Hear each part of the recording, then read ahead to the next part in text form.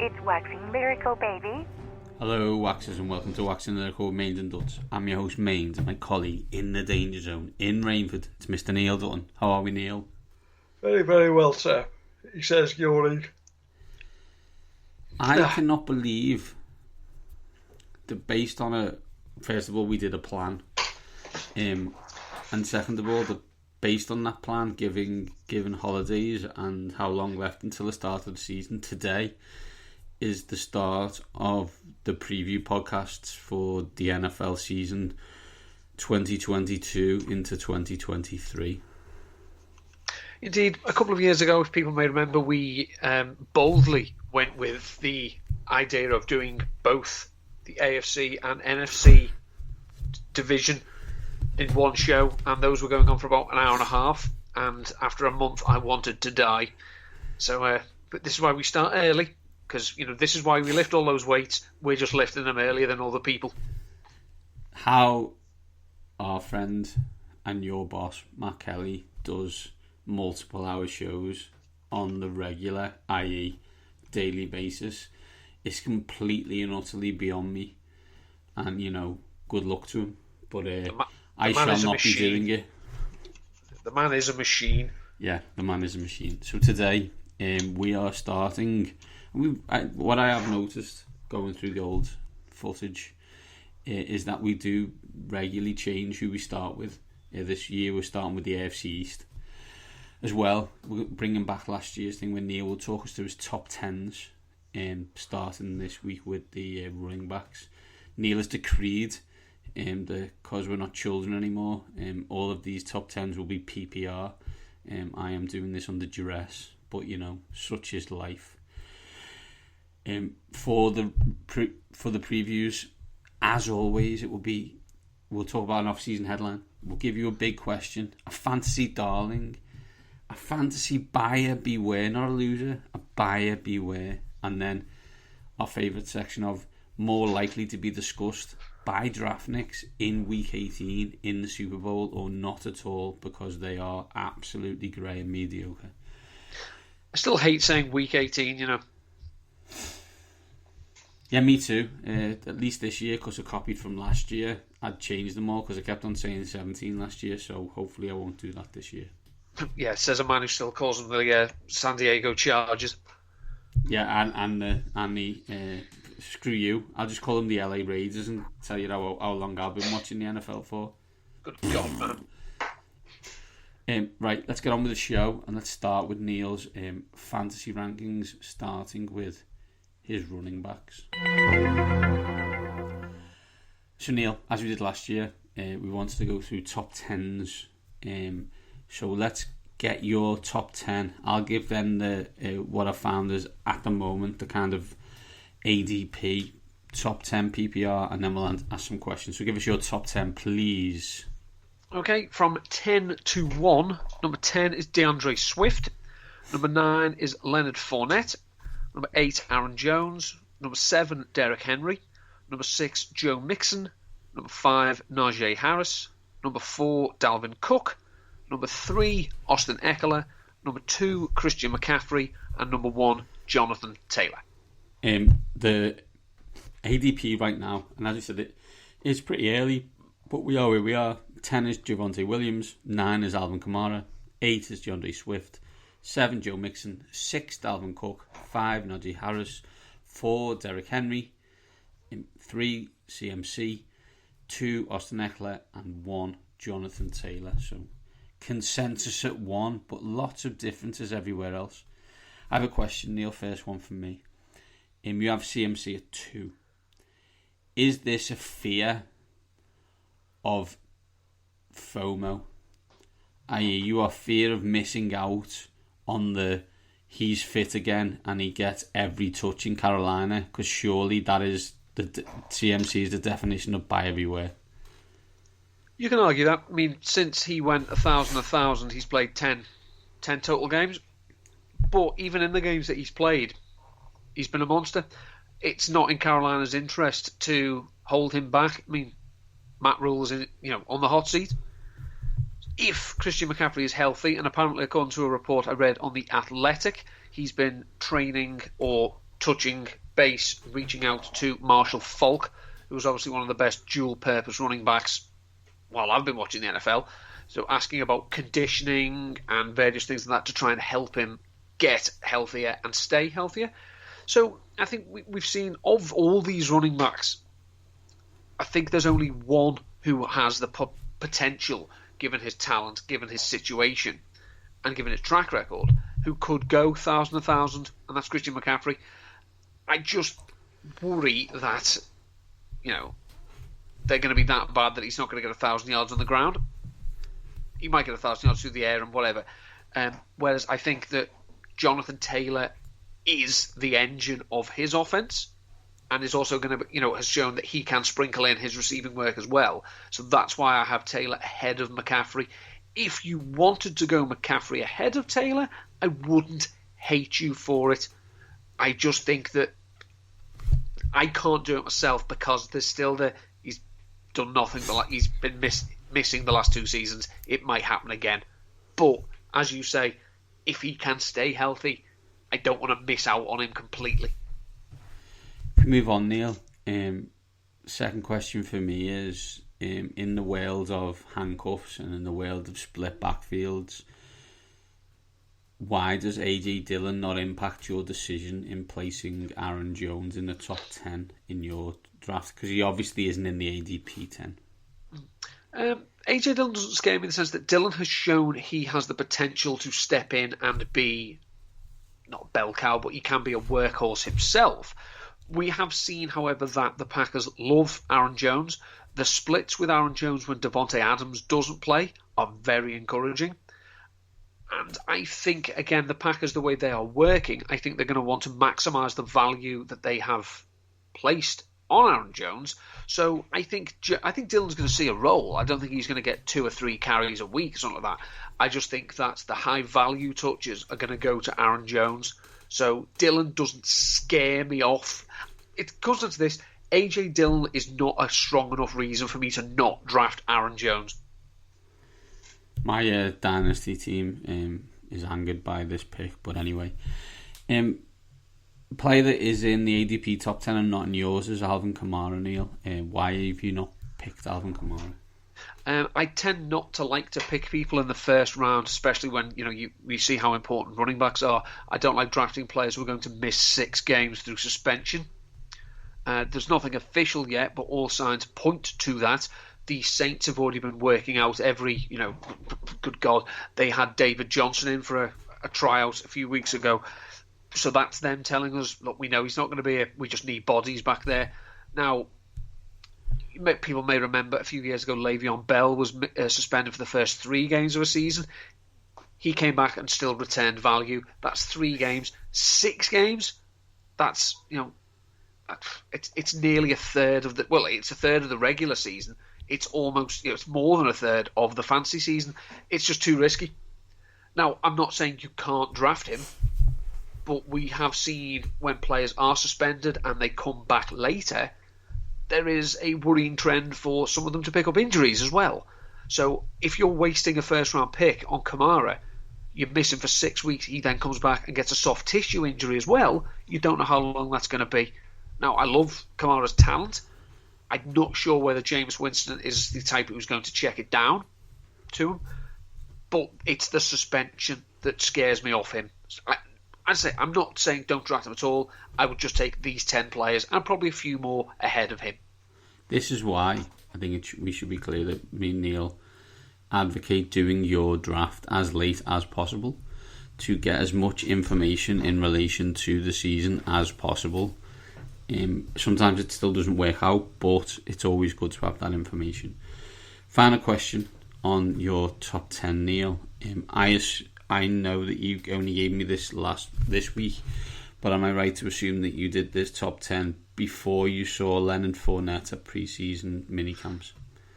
No, the Fournette conditioning is a worry in terms of, do you not actually take this shit seriously? Let's put conditioning in inverted commas there. He was in a condition. Yeah. It's the classic, it's, do you not take this seriously, mate? How many times are you going to have to do this? And he did say that he reported at 240 last year. Good God, man. But He has shown that he can get into shape. I think he's still motivated to be a part of this team and play with Tom Brady. And the reason why Leonard Fournette, some people may not like how high he is here. They may laugh, they may scoff, but just factor these things.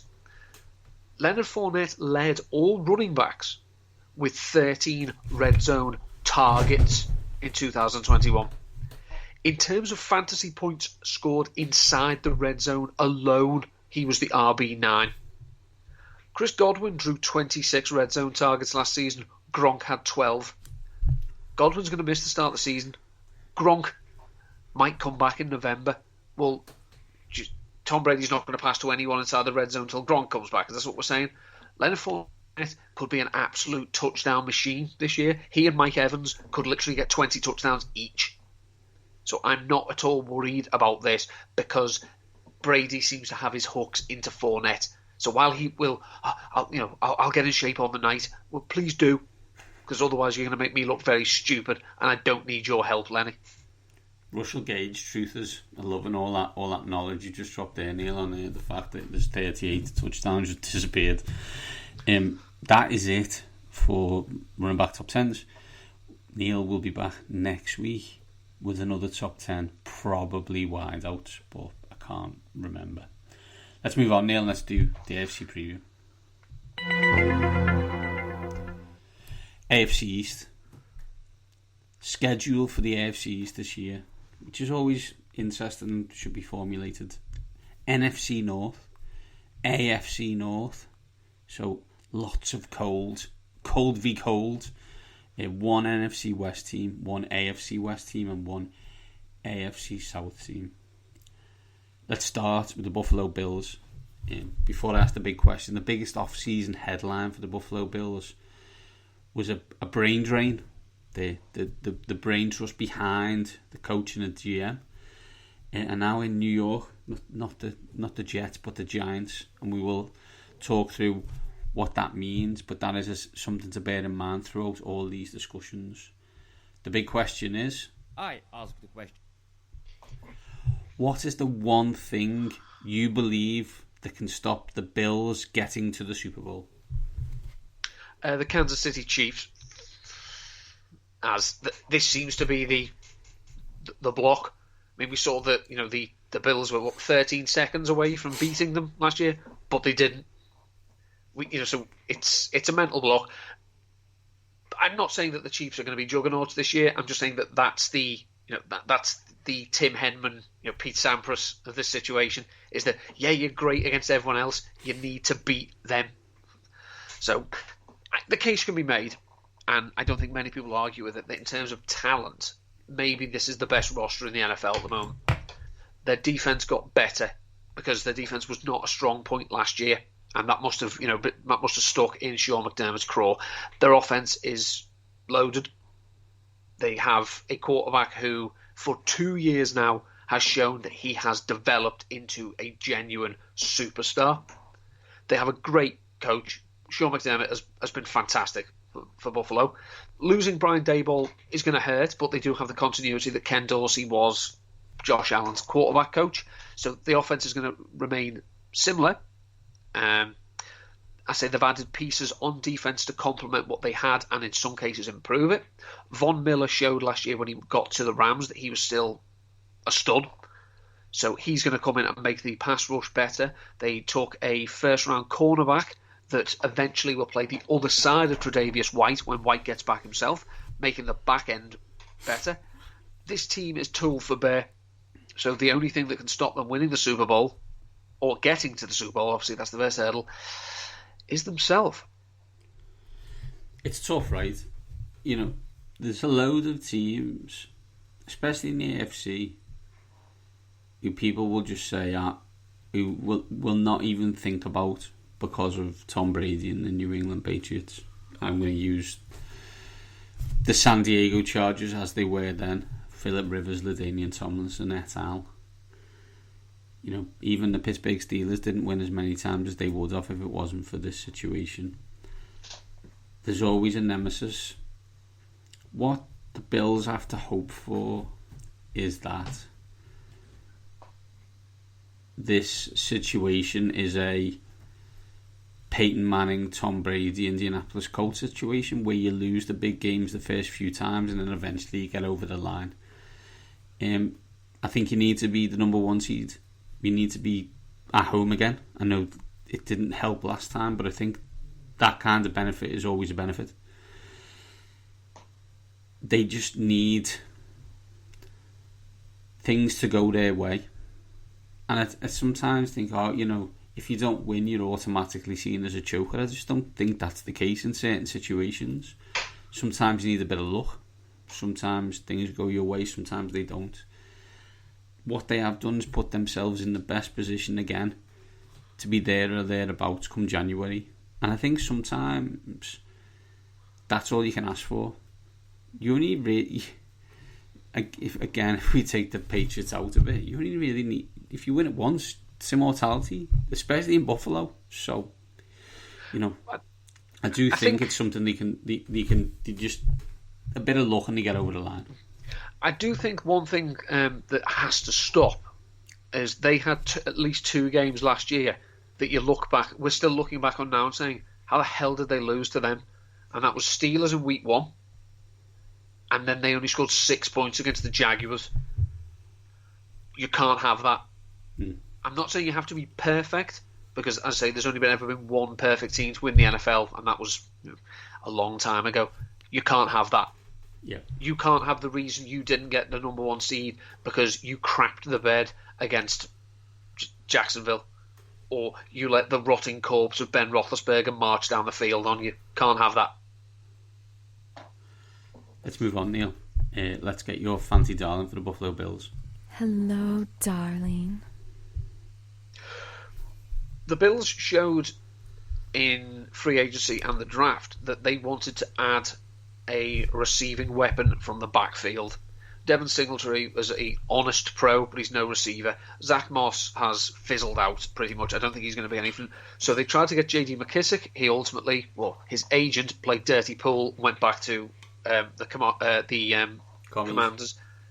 So, for where he's currently going in drafts, I really like James Cook. I think he profiles as... he's going as running back 35 on underdog, which sadly we can't play in this country, but I still like the ADP because it gives an early idea of where people's minds are. And he's going as running back 35. I think he's got a very good chance to see a lot of work, especially through the air. He was excellent by all accounts in pass protection with Georgia, so that's going to help him stay on the field. Excellent receiver. If he can just steal some looks on early downs, then he could be the lead back. I don't think he's going to be a lead back in the Derrick Henry, Jonathan Taylor sense of the word, but he's going to see the bulk of the snaps. And going at the moment as running back 35, that's a low end running back 3. I definitely think he could be a mid-tier running back 2, given how good this offense is. So where he's going at the moment, I think he represents excellent value. Excellent value is one thing, but sometimes you need to be beware and buying beware. Neil, who's your buyer beware? I just think we should maybe let Gabriel Davis have a career before we put him in Canton, which an awful lot of fantasy managers seem ready to do already. He's going as the wide receiver 24. Now, the last thing we remember of Gabriel Davis was 200 yards and 4 touchdowns against those Chiefs. Yeah. He has 70 career receptions in the regular season in 2 seasons. He has 13 touchdowns on those 70 receptions. This is not a sustainable rate, I don't think. Last season, granted that he was running, he did have games where he was running behind Cole Beasley and Emmanuel Sanders. But if he couldn't play past them last season, this is just... I'm not saying he's a bad player. I'm just saying I wouldn't be taking him ahead of Rashad Bateman, Brandon Cooks, Juju, Darnell Mooney, Amari Cooper. These are players who either are or have a great chance of being the guy on their own passing attack. Gabriel Davis is not. He's going to be the number 2 behind Diggs. Now, I'm not saying that can't be fantasy valuable. I'm just saying taking him at wide receiver 2, I think you're taking him, where he is there, I think you're taking him close to his ceiling. I just think it's a little bit too rich for me. Neil, Buffalo Bills, when are they most likely to be discussed by draftniks in Week 18, in the Super Bowl, or not at all? These are Super Bowl contenders. They've got better incrementally every season over the last 3-4 years since they drafted Josh Allen. I'm not saying it's Super Bowl or bust, but they're in the conversation. This is definitely a Super Bowl conversation team. If you look at the schedule, weeks 4 through 8 may define that, how serious they are taken and where they are in terms of the bye. Week 4 at Baltimore, Week 5 versus the Pittsburgh Steelers, Week 6 at the Kansas City Chiefs, then a bye week, then Sunday Night Football against the Green Bay Packers. 3-1 in that situation. They're probably in business for the number 1 seed.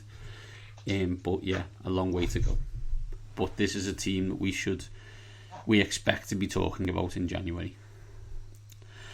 Let's move on, Neil. Miami Dolphins. Biggest off-season headline for them.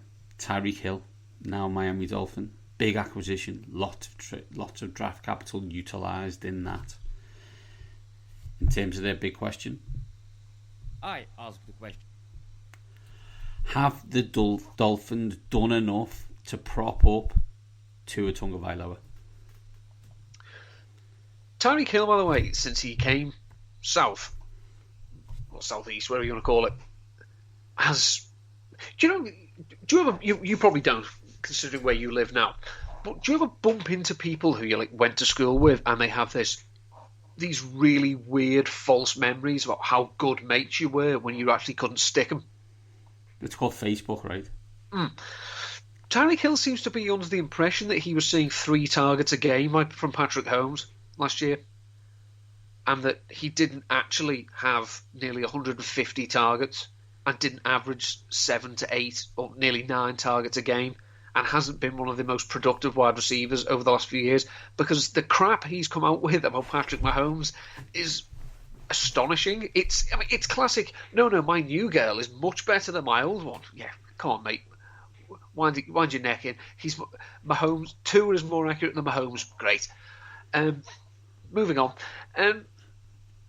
The Dolphins have done what you are supposed to do when you have a young quarterback. They've surrounded him with talent. We don't know for certain what type of offense this is going to be, because Mike McDaniel is a wild card. We can assume that this is another Shanahan disciple. So they've got players in who excel at yards after the catch. Now, this is going to help Tua, because obviously he gets the ball out of his hands and into other people's hands for them to do the damage. They're not expecting them to hang in the pocket for 10 seconds and bomb it downfield, although that they do have players who can do that. It's on him now. As you say, they've bolstered the offensive line, Teron Armstead. They've brought in Tyreek Hill to complement Jalen Waddle. They've brought in a fullback, Alec Ingold, which means they're going to use him, because this is a Shanahan staple. They use the 2 backs. It's on Tua. This defense is pretty much the same as it was last year. It's the same staff, so obviously we all know that it was just Brian Flores who was the problem. Legally, we can't say more. So if Tua doesn't even have to be what they hoped he would be. If he's shown he can operate their offense, make use of the players he's got, then it's all been worth it. But if he stinks, do we not think Teddy Bridgewater can get the ball out of his hands quickly enough and give it to wide receivers so they can rack up the yak? There is a space in Twitter called Tuanon. Don't go in there, it's deep and dark. Tank for Tua seems like a long time ago. I was right on the Tua bandwagon. It hasn't worked so far. Have they done enough to prop up Tua? Is probably a very good question, and glad I came up with it. What I would say is that last year they ran 110% of their plays were RPOs, but they weren't RPOs because they didn't do the R bit. They were just POs.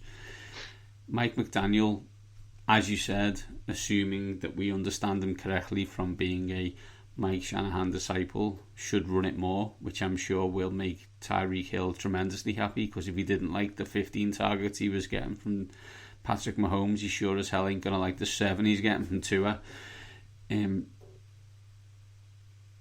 This team should be better on offense. I think that should be undoubtedly where we are.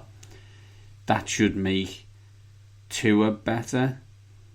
Will it be enough? Probably not. Is this at best just maybe the second best team, but probably the third best team in the division? Yes. So it becomes tough. Right now they haven't got an elite quarterback. And if we're perfectly blunt, at best they've got the third best quarterback in this division, so that's an issue. And if Tua doesn't take a massive jump, I assume they'll be in the quarterback market this time next year. Let's find out who Neil's fancy darling is. Hello, darling.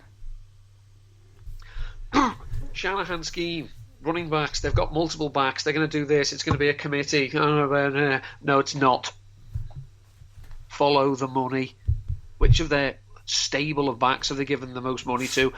Teams are honest in free agency and the draft because they have to be, because we see how they're honest. They gave Chase Edmonds the most money. He's going to be the guy. Trust me. So if you can get him at running back 37, which is where he's going now, he's going to return value on that easily. He's going to be the guy. Sony Michel, please. Raheem Mostert couldn't stay healthy in San Francisco. What, we think it's going to be easier to stay healthy behind this offensive line? Come on. Myles Gaskin, one of the most inefficient running backs in NFL history. This is Chase Edmonds' backfield. Running back 37. You have someone who's going to flirt with high-end running back 2 numbers. And if he gets the touchdown look, maybe if this team does run the ball better and Tua can check down to Edmonds and he gets the passing down work as well, this guy's going to be a stud. Finally, that he's free from Arizona. So if you can get him at running back 37, hats off to you. You've got a bargain. Let's find out who Neil thinks is buyer beware. It just goes back to what we were saying a few minutes ago. Do people know Tyreek Hill isn't in Kansas City anymore? Because you seem to be drafting him as if he is. He's not. So taking him at wide receiver 9, why are you doing this? Now, I'm not saying that he's not going to see more targets than Jalen Waddle, but Waddle showed last year that he can operate in a system that gets the ball in his hands and makes him run with it. So the two, to an extent, are going to cannibalise each other. Hill might just have the nod because he might be a bit more explosive than Waddle. I don't know. I do know that I can't take Hill at wide receiver 9 and I can't take Waddle at wide receiver 16. In this offense, considering they're going to want to run the ball, they're probably going to be slow. They're not going to run an awful lot of plays. Hill is not tethered to Mahomes anymore. This ADP makes no sense. Danger. Will Robinson. Neil, Miami Dolphins more likely to be discussed by draftniks in Week 18 in the Super Bowl or not at all? This is a tough one. I lean towards Week 18. I don't have that much confidence because, again, I have major question marks about the quarterback. And, if they do decide that Tua isn't up to it, is Teddy Bridgewater going to be the guy to take them to the promised land? Well, let's ask Carolina and Denver fans if we think that's likely. I don't think it is.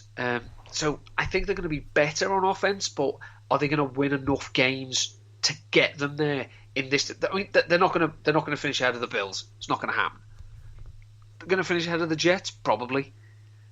Can they sweep the Patriots? I don't know. So I'm going to say Week 18, but I'm not confident that they'd go beyond Week 18.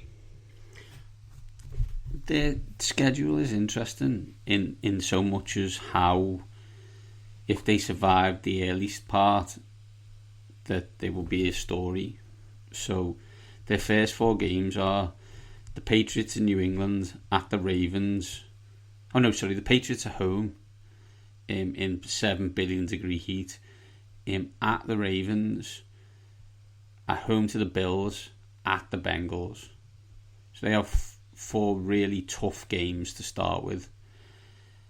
At best, you would say 1 and 3, but say they get to 2 and 2.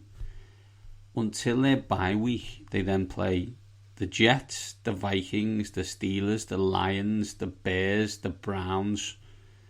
They then have a bye week and play the Texans. We're talking they could win 5 or 6 of those games.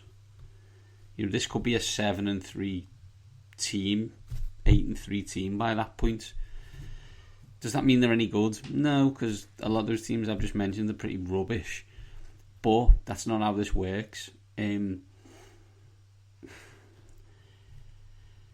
going to say week 18, possibility of 7 seed for playoff.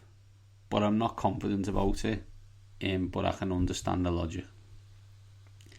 At New England on January the 1st, by the way, after playing, is also playing Buffalo on December 18. That's cold, just in case anybody was unaware. Let's move on. New England Patriots. Biggest off-season headline for the Pats, the loss of Josh McDaniels, and the fact that right now me and Neil are in the running for offensive coordinator. They wish. Neil is continuing to show his Madden 19 resume off, sending it weekly to Foxborough. But seriously, let's get with the big question. I ask the question. Will the weapons in New England hold back Mac Jones's year 2 progression? No, the coaching staff will. What coaching staff? Exactly. I think, again, we talked about this at the start of the show. Friend Kelly has a theory that Josh McDaniels was a check on Bill Belichick. In the sense that McDaniels would say, no, sometimes we're going to need to pass the ball. And McDaniels at least had the skins on the wall to show, look, I know what I'm doing. I know you want to run the ball, but sometimes we need to put it in the quarterback's hand. McDaniels is gone now. So, do you seriously think fired by Lions Matt Patricia or humiliated and out of his depth in New York Joe Judge are going to stop Bill Belichick if he says, I want us to pass the ball 100 times all season? 2 defensive coordinators or 1 defensive coordinator and a special teams coordinator are certainly not going to stop him doing that. No. So it doesn't matter who the weapons are. They want to run the ball, and they will run it an awful lot. The running back stable was already full. They added two running backs in the draft. Now, James White is likely to miss the start of the season. He might not come back at all, but they've still got Damian Harris, Ramondre Stevenson, Kevin Harris, Pierre Strong. That's plenty to get on with. I'm not saying that they're going to want to repeat this. Obviously, I say it in jest, but they beat Buffalo passing the ball 3 times. You can't tell me Belichick wasn't nursing a full-on one after that. This defense is probably better than it was last year. It's probably, it's certainly better than it was 2 years ago. It's got a lot of the stars back. They've made some investments. But Mac Jones is not going to develop because this coaching staff does not want him to develop. They have him right where they want him, facilitating a bully ball, run first, run often offense. So it doesn't matter who it is. Jacoby Myers is not a world beater. Nelson Aguilar certainly isn't. Kendrick Bourne, come on. The 2 misused tight ends from last year. Doesn't matter. We know that they're not here to make fantasy owners, managers' lives easy. They're not going to be an easy watch on offense for anyone. That you just kind of taught me through the 2003 New England Patriots, I think, which is scary. It's easy to pick on them because we've hated them for so long, but Mac Jones was excellent last year. Not spectacular, but excellent. Did what he needed to do in that team. I hope you're wrong in some sense, because I would like to see his full potential. I can't say otherwise. The weapons aren't great though.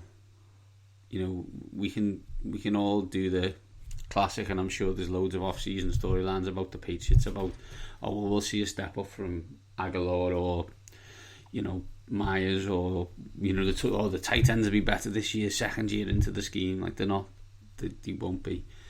They may be a little bit, but they're not talented enough. Nor the coaches. Does the lack of an offensive mind concern me greatly? Yes, it does. If we look at the NFL now, Bill is the exception in terms of not having that and still winning. So will he do it again this year? We'll find out. It's going to be tough, and I know we've just in seconds about to do fantasy darling for them, and I wish you all luck in the world with that. But they're going to be a tough watch, but you don't have to be exciting to win games, I guess, said the 1930s Navy head coach. But we shall see on that. Neil, while we're waxing lyrical literally about the wonders of the offence, give me a fancy darling. Hello, darling. Teams can be as run heavy as they want, but there's always going to be a wide receiver who'll command targets. And in this team, with this quarterback, that fellow's Jacoby Myers. Now, Myers is not a big touchdown scorer, as we know. I think he's got 2 in his career. Might have caught a 2-point conversion. But he did dominate the targets for New England last year. He's a very good player. I mean, he gets open, which is pretty much all Mac Jones are going to want him to do. I say Mac Jones, it's all the Patriots are going to want him to do. So he's currently going as the wide receiver 62. They're a run-first team. He's the main target. Wide receiver 62, that's far too late for me. I'd be happy to get him there because he's going to put up numbers. He's not going to be a wide receiver 1. He could be a solid, maybe, wide receiver 2. But I just think wide receiver 62, that's ridiculous. Let's find out who is buyer beware.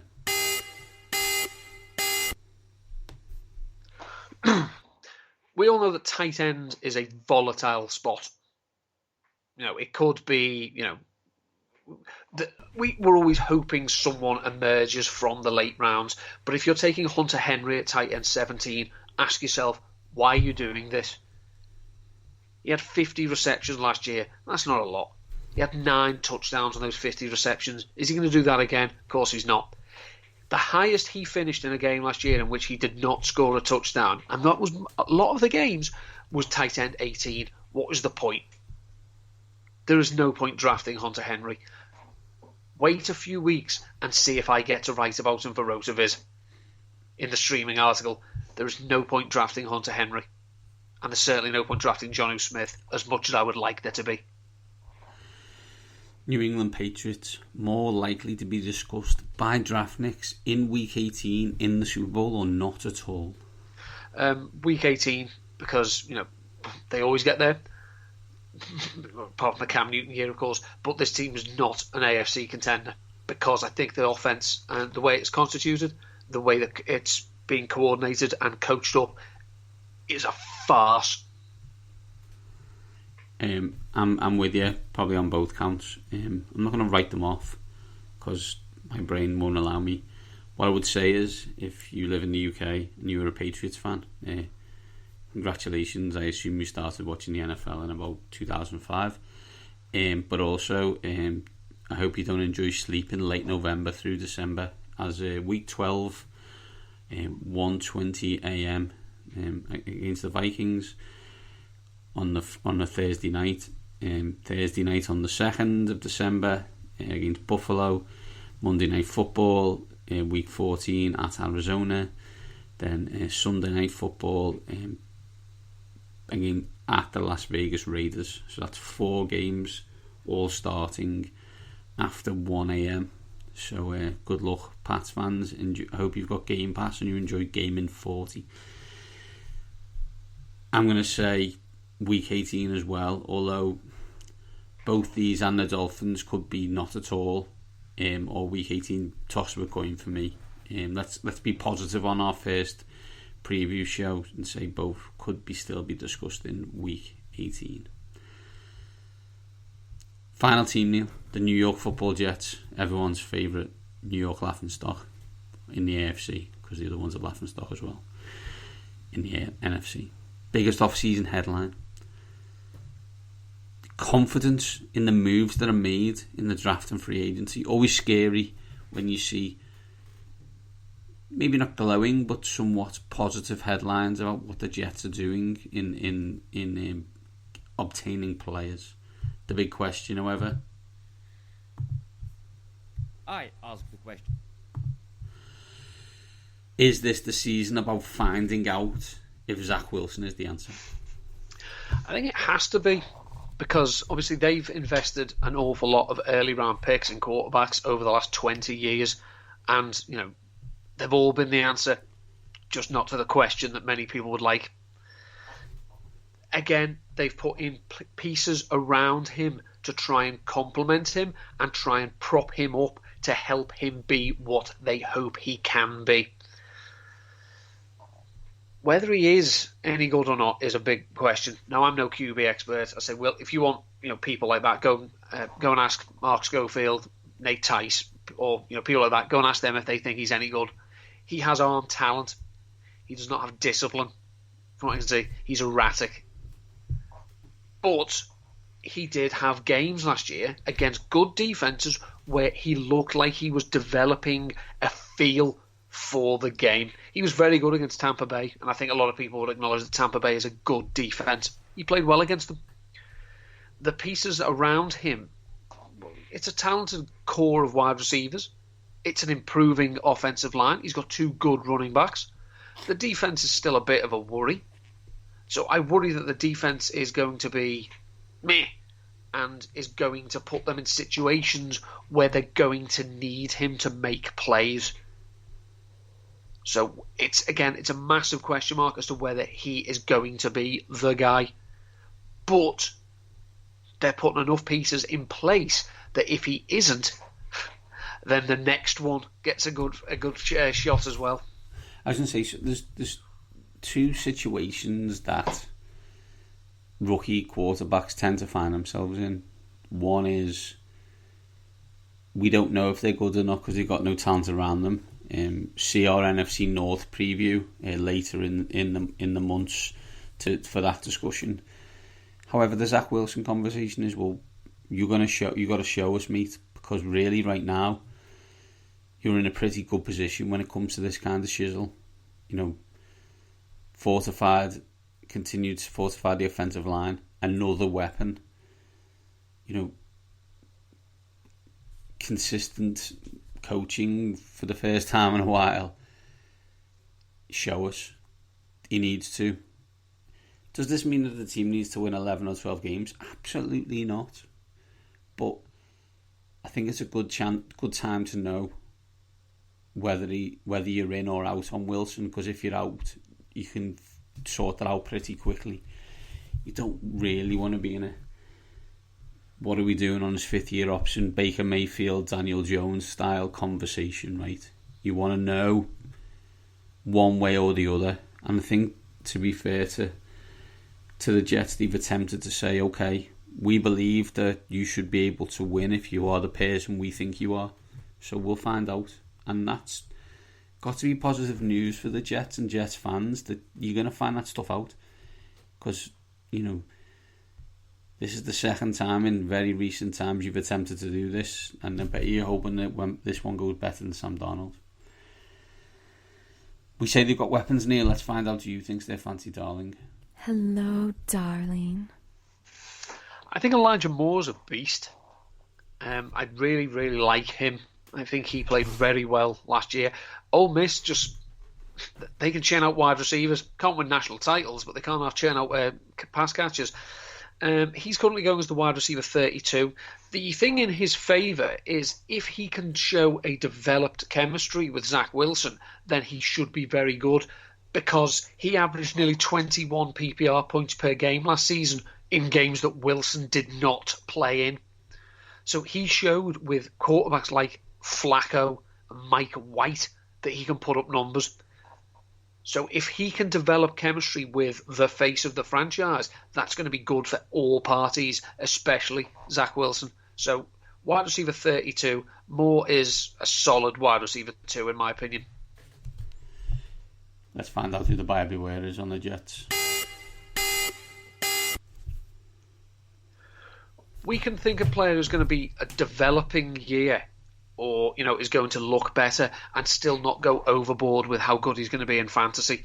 So with the proliferation of Superflex and 2 QB leagues, I wouldn't be taking Zach Wilson at quarterback 22, especially when Ryan Tannehill is going at 24, and someone who I may have said on a podcast will finish as a top 12 quarterback in Jared Goff is going at 25. Even Marcus Mariota going at quarterback 29.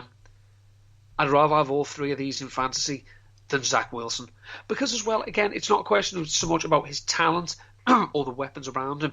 This is a Shanahan-based offense. We know they're going to want to try and run the ball, and we know they're probably going to play slowly. So in terms of volume, in terms of opportunity, he's not going to get all the throws. He's not going to have as much opportunity to pass the ball as Tom Brady, for example. So I don't think he's a player that you need to be drafting. Maybe as a streaming option as in the early weeks of the season, see how the matchups go. I would prefer to invest in pieces around him, not necessarily him.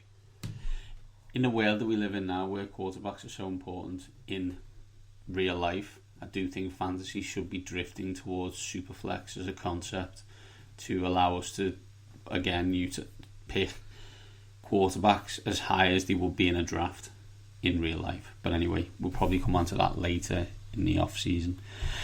Neil, New York Football Jets, more likely to be discussed by DraftNix in Week 18 in the Super Bowl or not at all?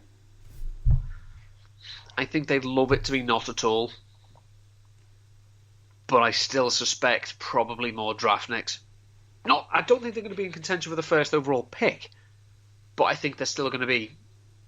They're going to be not also Rams, but they're going to be flirting with a top 10 pick. There's a really weird scheduling quirk on the Jets schedule that we as we said before, that the AFC East plays the AFC North, and they have played all of the AFC North by week 4. As the first 4 games are all AFC North games. Also, if you love watching the Jets in the UK, you're in for a flipping treat this year, as with the exception of week 7 and week 16 and 17, every game is at 6 p.m. UK time.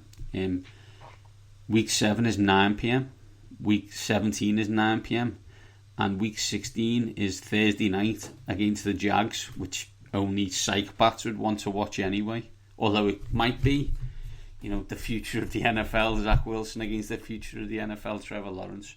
You never know. I'm with you. I'm going to say DraftNix, but there's a chance of not at all. If the Jets get to not at all, be prepared for weird conversations about how much Zach Wilson will be paid in 3 years. But yeah, there we go. And Elijah Moore probably will be a top 10, maybe even top 5 fancy wide receiver if they are a not at all team. But we shall see. We shall see. Neil, I think we're going here Bills and Jets at the bottom. In the middle, coin toss. I might go and regret it later. Dolphins, Pats. I'll go to the way. I'll say Patriots, Dolphins. Okay, makes sense. Neil, that's it for this week. Where can people catch you before we're back next week? As we're going to have to go weekly pretty much now until the end to the start of the season. You can follow me on the Twitter machine at Endutton13. This week I had a article published on 4for4 Football about why Brandon Ayuk is a player who you really should be drafting everywhere, especially at his current price. You can also find my work at Player Profiler and at Numberfire. I haven't written anything for Rotoviz for a few weeks. I need to remedy that, but I suspect I will have some tight end related work coming there soon. Yeah, I'm at Minty7 combined with at waxing_lyrical.